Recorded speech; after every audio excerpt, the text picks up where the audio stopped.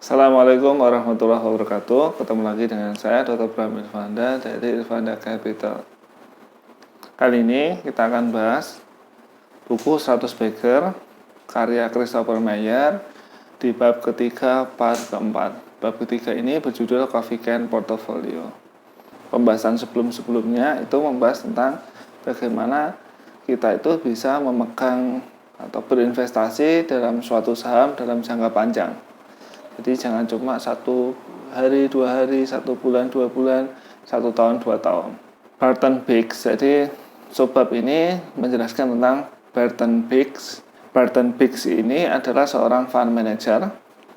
Jadi seorang fund manager yang kebetulan dia suka juga tentang sejarah perang. Jadi perang dunia pertama, perang dunia kedua, revolusi kayak gitu suka sekali. Maka beliau ini, Barton Biggs ini menulis buku tentang perang dan saham berjudul Wealth, War and Wisdom. Jadi bukunya berjudul Wealth, War and Wisdom. Nah, di buku ini Biggs ini menjelaskan kalau pasar saham itu seringkali atau bisa jadi penunjuk akan berbaliknya posisi dalam perang. Contoh seperti ini. Jadi ketika pasar saham paling tinggi, berarti pihak yang paling tinggi ini akan kalah, dan ketika pasar saham paling rendah, berarti pihak yang di paling rendah ini akan kalah. Contohnya Dow Jones atau DJIA itu saat titik terendahnya itu saat perang Midway. Saat akan perang Midway. Setelah perang Pearl Harbor, Amerika kalah dan hancur pangkalan perangnya, maka Jepang berencana untuk menyerang di Midway. Tapi Amerika tahu karena berhasil membongkar sandinya, kemudian Amerika tahu dan Amerika ini membuat serangan balasan di Midway. Jadi ketika pasukan Jepang ini sudah sampai Midway kok kosong. Nah, ketika itu pasukan Amerika terus menyerang pasukan Jepang. Yang terjadi adalah di pertempuran Midway ini Amerika berhasil mengalahkan Angkatan Laut Jepang dengan perbedaan yang sangat jauh. Jadi ada 4 kapal induk Jepang yang berhasil dikaramkan. Nah, saat akan perang Midway ini, Dow Jones itu paling rendah. Jadi turun karena takut kalau akan kalah perang juga. Padahal perang Midway itu nanti jadi titik balik kemenangan Amerika di perang dunia kedua Front Pacific. Terus yang kemudian yang terjadi, contoh berikutnya adalah Jerman itu pasar sahamnya itu paling tinggi ketika pasukan Jerman itu sudah di luar Stalingrad. Jadi sudah di luar Moskow.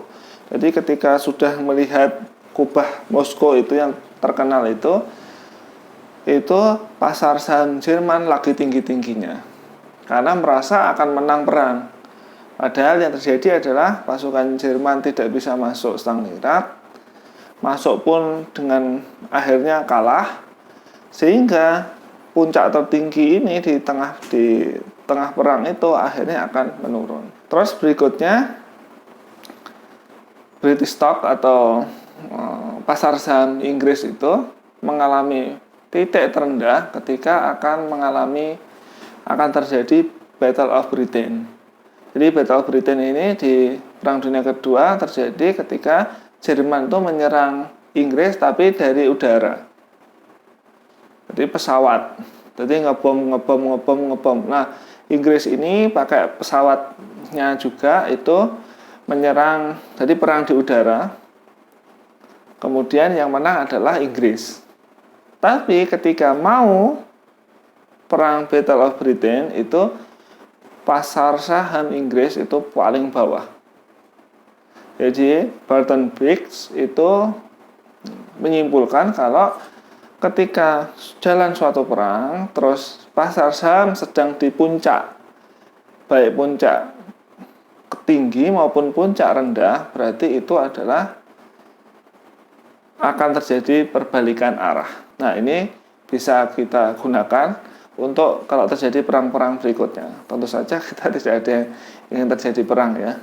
BIGS ini menyarankan untuk kita ketika terjadi krisis atau perang itu memasukkan 75% dari harta kita ke saham.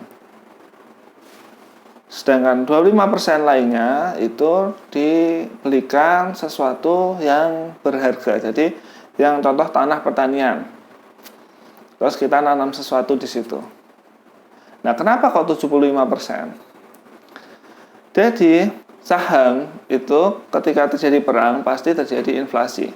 Kenapa kok ketika terjadi perang terjadi inflasi? Karena ketika terjadi perang itu pemerintah akan mencetak uang sebanyak-banyaknya untuk membiayai perang. Karena itu di suatu negara yang perang itu pasti terjadi inflasi yang besar.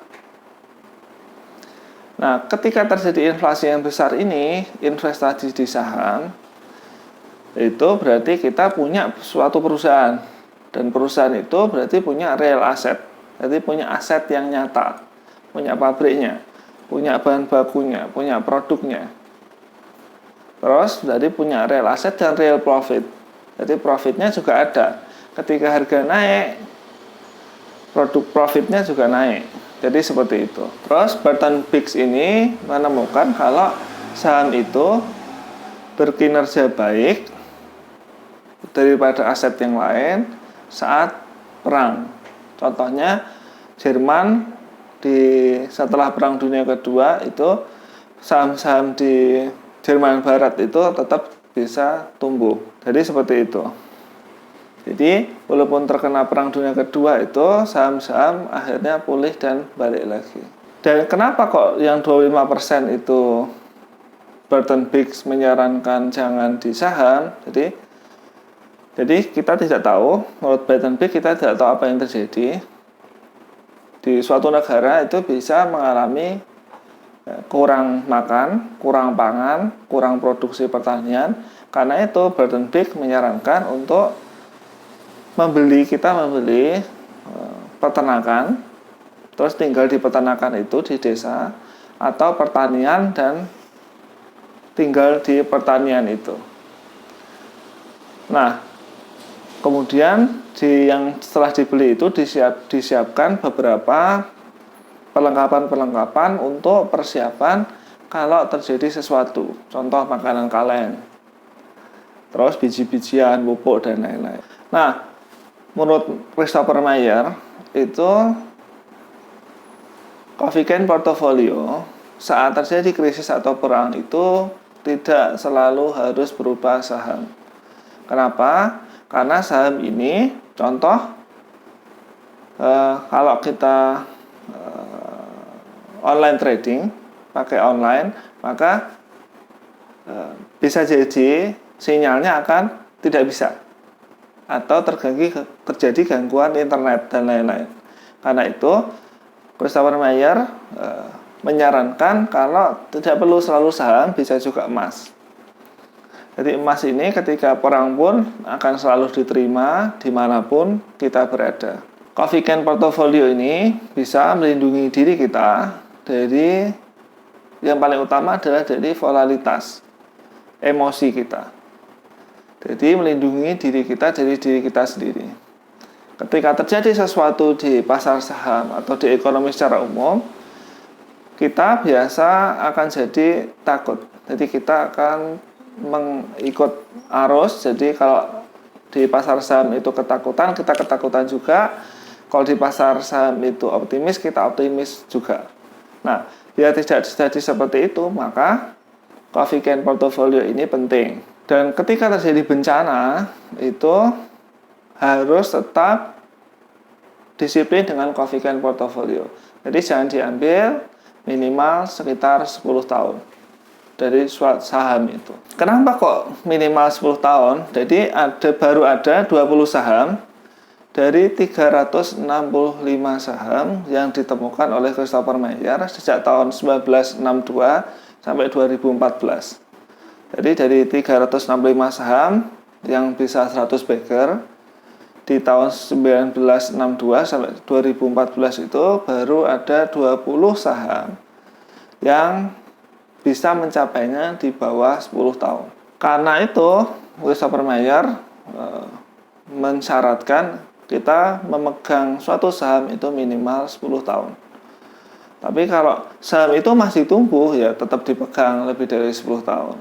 Jadi mungkin bisa 200 backer atau 400 backer seperti itu. Apalagi seperti perusahaan Warren Buffett, Berkshire Hathaway yang bisa 18.000 backer. Wow. Selama kita, maksud dari Coffee Can Portfolio adalah selama kita menyimpan saham itu cukup lama, kita bisa mendapat untung dari berlipat gandaan. Ada beberapa contoh yang dijelaskan oleh Christopher Mayer di buku ini, yaitu saham Praxar di 98 itu dari harga belinya 1,2 dolar per saham, jadi di 2014 jadi 126 dolar per saham. Jadi itu pertumbuhan yang sangat besar. Terus ada orang di 1987, orang ini adalah langganannya newsletternya Christopher Mayer, itu membeli 10 saham, masing-masing 10% dari dana investasinya. Dari 9 dari perusahaan itu bangkrut. Jadi perusahaan 10 ini semuanya startup, dan ada satu yang naik 800 kali lipat. 800 kali lipat ini bisa menutupi kerugian dari 9 yang lain. Bahkan untungnya jadi besar sekali. Jadi seperti itu. Jadi Coffee Can Portfolio ini sangat penting karena bisa membuat kita jadi untung besar. Bisa membuat kita dapat saham 100 backer. Nah, dari pelajaran yang 10 saham ini, yang beli 10 saham startup, maka kita bisa belajar dari kasus ini, yaitu Coffee Can Portfolio itu bisa menyelamatkan kita dari kerugian ketika kita investasi di startup. Kalau Anda ingin berspekulasi dan berinvestasi di startup, maka pakailah Coffee Can Portfolio. Jangan hanya 1-2 tahun. Karena startup itu sangat mudah bangkrut, sangat mudah tutup. Jadi kalau kita itu kurang, kita itu berinvestasi di perusahaan yang kurang stabil, maka kita harus menggunakan Coffee Can Portfolio. Karena kita bisa melindungi diri kita dari kehilangan seluruh nilai dari investasi kita di mayoritas saham. Dan walaupun hanya 1 dari 10 yang berhasil, itu bisa menutup kerugian kita di saham yang lain, bahkan kita menghasilkan banyak keuntungan. Jadi seperti itu buku 100 Backer bab ketiga Coffee Can Portfolio part keempat. Bila ada pertanyaan terkait buku ini, silakan tulis di kolom komentar di bawah. Terima kasih atas perhatiannya. Assalamualaikum warahmatullahi wabarakatuh.